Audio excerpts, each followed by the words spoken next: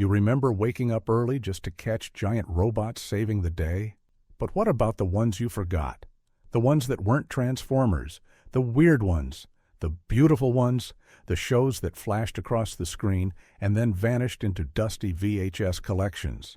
The 1980s were flooded with metal heroes and chrome villains.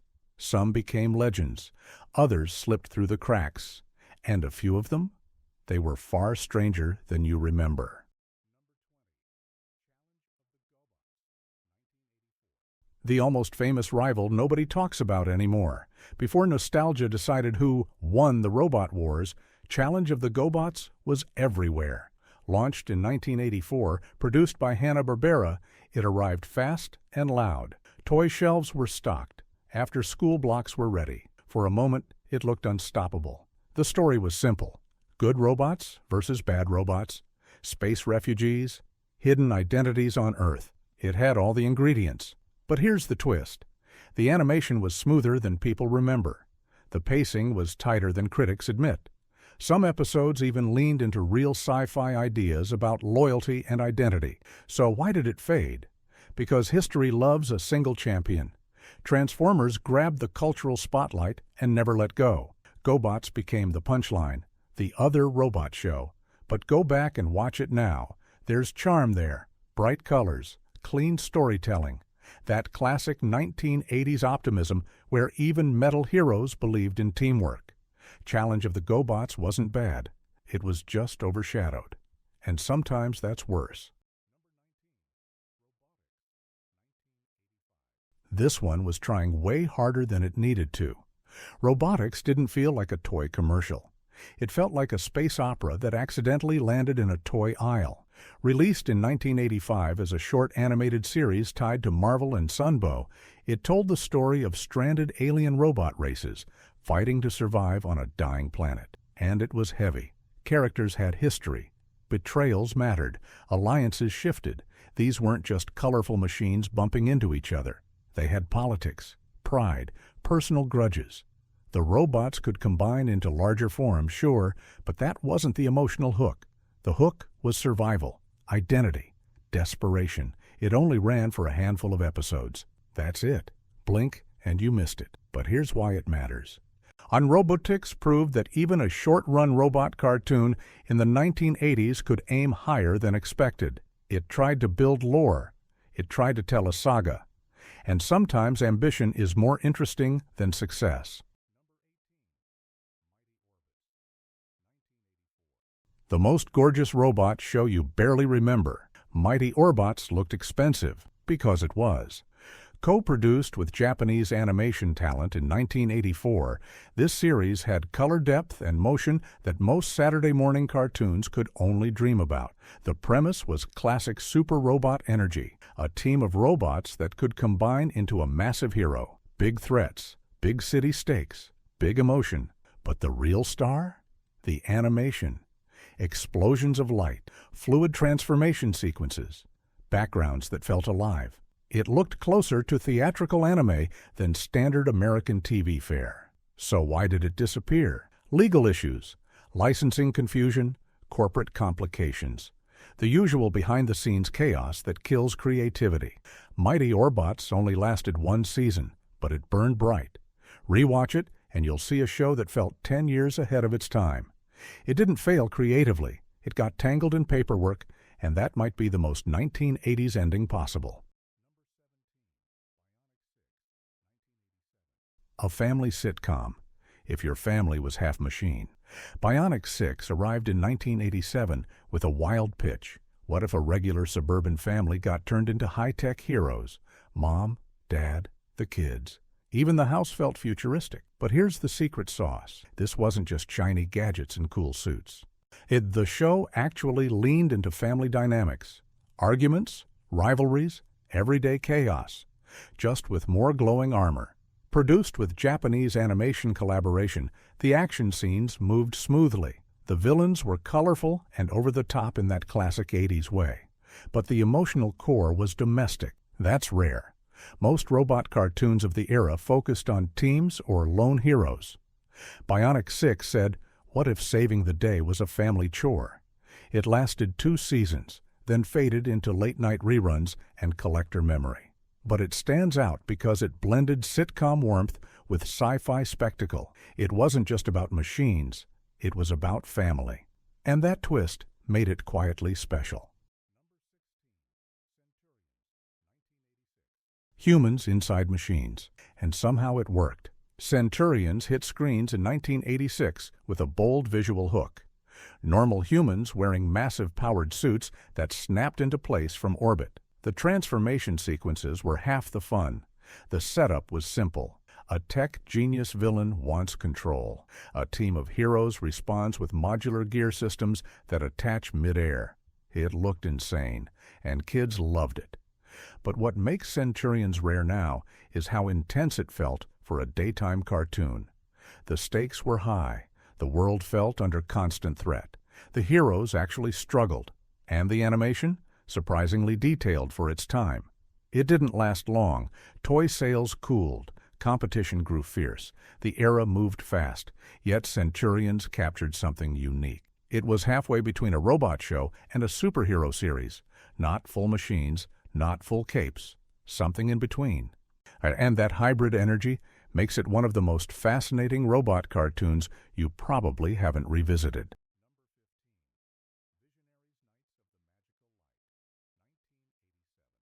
Half future tech, half glowing hologram fever dream. Visionaries was confused, and I mean that in the best way. Released in 1987, this show tried to mix advanced technology with mystical powers, and somehow robots ended up standing next to armored knights projecting giant animal holograms into the sky. It should not have worked, but it kind of did. The world had just come out of a massive tech collapse. Science stopped functioning. Magic took over. But the aesthetic? Pure chrome and circuitry. It looked like someone dropped medieval armor into a laser-lit arcade. And while it wasn't a traditional robot cartoon, its tech constructs and holographic projections felt mechanical, digital, futuristic. It belonged in the robot conversation. The toy line struggled. The show only ran one season, and because it didn't fully commit to either fantasy or sci-fi, it slipped between audiences. But watching it now, it feels bold, risky, willing to be weird. Visionaries didn't fail because it was boring. It failed because it tried to do too much at once. And honestly, that ambition makes it unforgettable.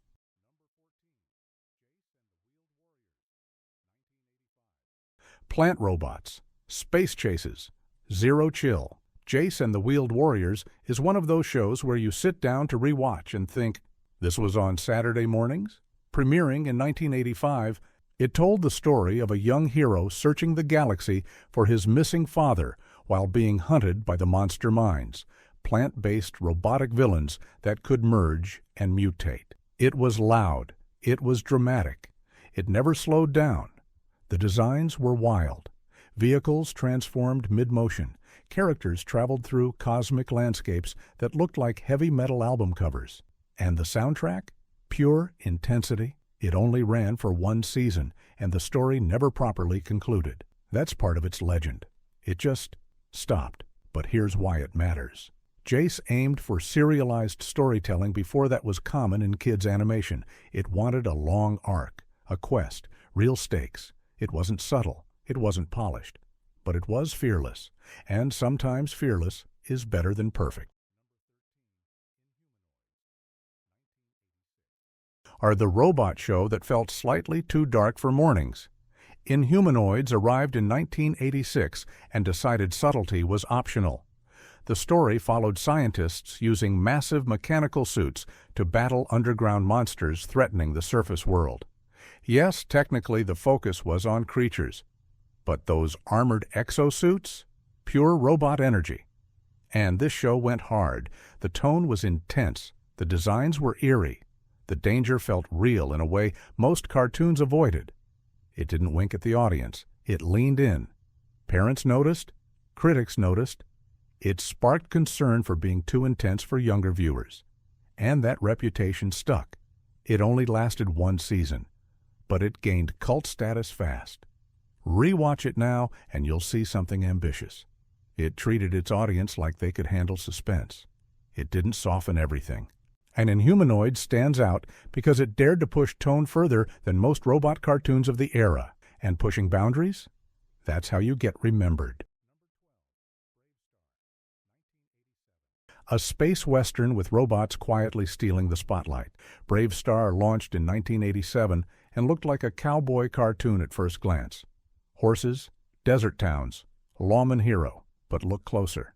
The setting was New Texas, a futuristic frontier world filled with tech, AI systems, and robotic characters woven into daily life.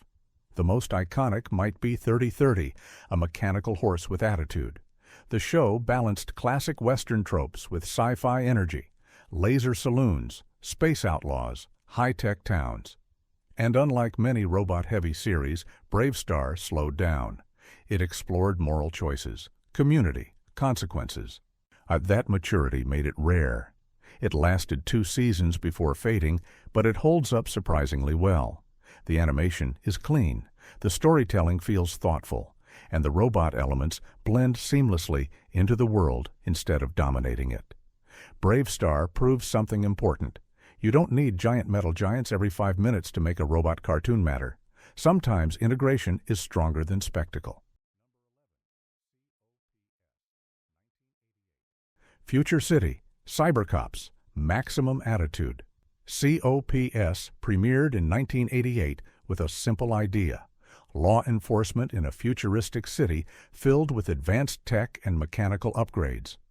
The characters had cybernetic enhancements. The vehicles were tricked out with gadgets. The villains were larger than life. It was colorful chaos in the best 80s way. But what makes it rare now is how stylish it felt. Neon streets, comic book energy, quick pacing. It looked like an action figure line exploded into animation.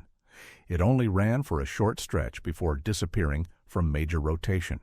Competition was brutal in the late 80s. If you weren't dominating ratings, you vanished. Still, COPS had personality. It wasn't just about shiny tech. It built a city that felt alive. And rewatching it now feels like opening a time capsule full of chrome and attitude. A cartoon that felt like it was aimed at older kids and didn't apologize for it. Spiral Zone dropped in 1987 with a darker, almost serious tone. The premise? A scientist creates a massive contaminated area over Earth's surface, turning people into loyal followers. A small team of heroes in advanced suits are immune and sent in to fix things. Right away, it felt different. The color palette was muted, the atmosphere heavy. The heroes didn't joke every 5 seconds. They moved like soldiers in bulky powered armor that looked more realistic than flashy. And that's why it struggled. Saturday morning audiences wanted bright robots and simple wins. Spiral Zone gave them strategy, tension, and slow-burn storytelling. It only lasted 1 season. But the production quality was strong. The suit designs were clean and believable. The world felt structured. Looking back, Spiral Zone feels ahead of its time. Less toy commercial, more serialized sci-fi. It didn't shout. It simmered. And sometimes quiet ambition gets lost in a loud decade. Transforming vehicles that somehow dodged the robot label. MASK premiered in 1985 and technically focused on human agents wearing special helmets. But the real stars were the vehicles. Cars turning into flying machines, motorcycles sprouting wings, trucks revealing hidden gadgets. It was mechanical creativity on full display. The show balanced spy themes with bright sci-fi flair, missions around the globe, masked identities, high-speed action. It ran for 2 seasons and built a strong toy presence, yet it rarely gets grouped with robot cartoons. Why? Because the machines weren't alive, they were tools. But visually, spiritually, mechanically, MASK fits the era's robot obsession perfectly. It celebrated engineering spectacle. It made transformation the main event. Rewatch it now, and you'll see how inventive those designs were. It wasn't about sentient metal giants. It was about imagination on wheels. And sometimes that's even cooler.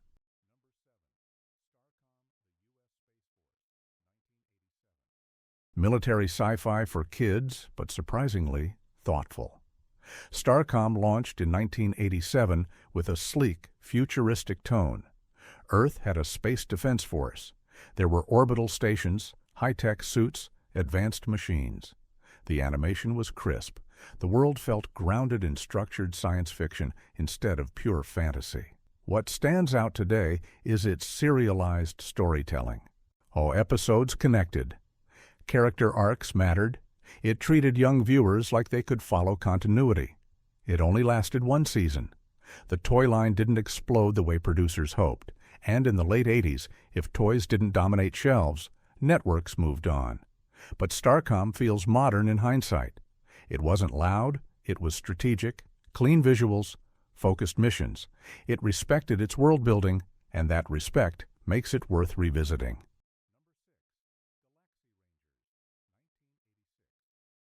The robot show that quietly pioneered serialized storytelling. Galaxy Rangers premiered in 1986 and blended space western vibes with cybernetic upgrades. The heroes weren't robots, but they had mechanical implants that enhanced abilities. The villains often used advanced robotic forces, and the universe felt massive. Here's the twist. This show embraced ongoing story arcs. Characters evolved. Consequences lingered. That wasn't common in American animation at the time. It ran for multiple seasons and developed a loyal fan base, but mainstream nostalgia rarely brings it up in robot conversations. It should. Galaxy Rangers was ambitious. It respected its audience. It layered emotion into its space opera. And while it wasn't pure metal-on-metal action, its tech-heavy world absolutely belongs in this list.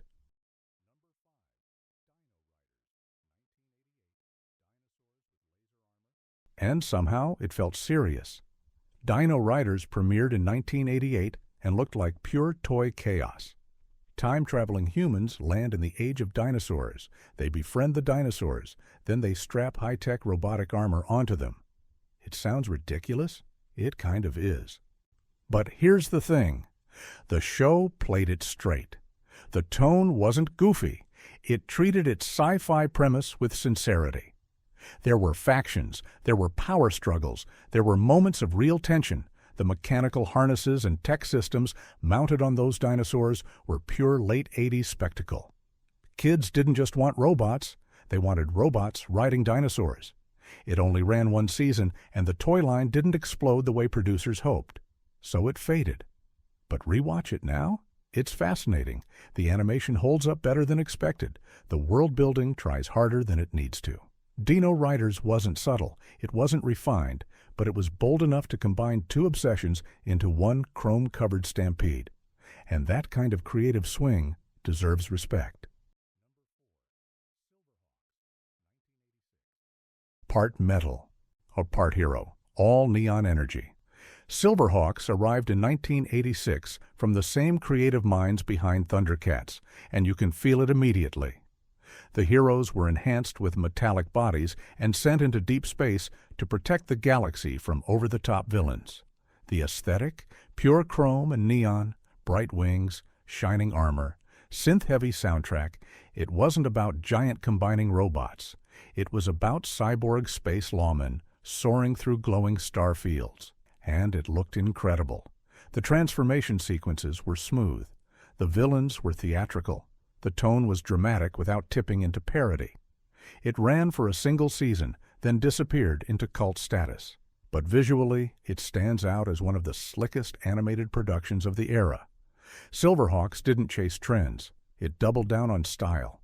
And in the 1980s, style was everything.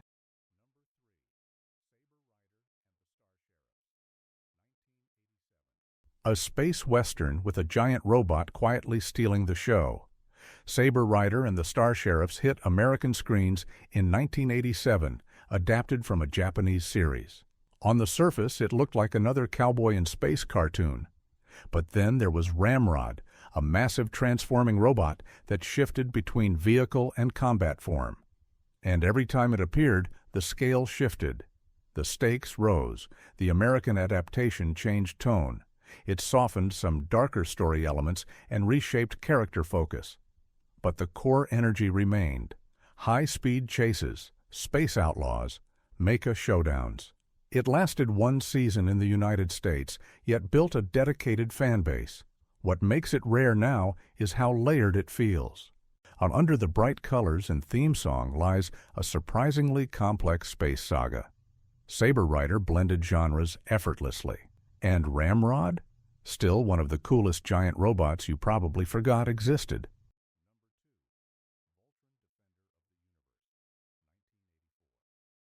Combining robot that almost became the only one anyone remembered. Voltron premiered in 1984 in its American adaptation form, stitching together Japanese footage into a new narrative. 5 robotic lions, 1 massive hero, iconic formation sequence, instant legend. So why is it on a rare list? Because the original 80s broadcast version, with its specific edits and pacing, feels very different from later reboots and nostalgia revivals. Back then, it felt epic. Massive space battles, dramatic cliffhangers, some emotional arcs that stretched across episodes. It ran strong, then faded, before later revivals brought it back into modern conversation. The original run had raw charm, slightly uneven dubbing, bright animation, huge ambition. Voltron wasn't just another robot cartoon, it felt mythic. And yet, even it got overshadowed in broader pop culture memory by one name we are not mentioning. Which brings us to number 1. Quiet pioneer almost no one talks about. Robo Story debuted in 1982 and rarely appears in mainstream nostalgia lists. It's centered around a small robot hero navigating a human world, blending gentle adventure with mechanical wonder. This wasn't loud spectacle, it was softer, curious, focused on friendship and exploration instead of constant conflict. And that's why it slipped away. The animation had early 80s charm, simple lines, warm backgrounds. The pacing was slower, more reflective. It didn't shout for attention, it just existed. But looking back, Robo Story represents something important. Before the flood of giant mechanical teams and toy-driven franchises, there were smaller robot tales trying to connect emotionally. It feels almost ahead of its time now, calm, thoughtful, different. And sometimes the rarest shows aren't the loudest. They're the quiet ones that trusted their audience. So here's the real question. How many of these did you honestly remember before this video started? Be honest. Which one made you pause and think, wait, I watched that? Drop your answer below. Share this with someone who lived through the neon chrome chaos of the 1980s. And if you want part 2 with even deeper cuts, you already know what to do. Because the robot era was bigger than one franchise, and we've only scratched the metal surface.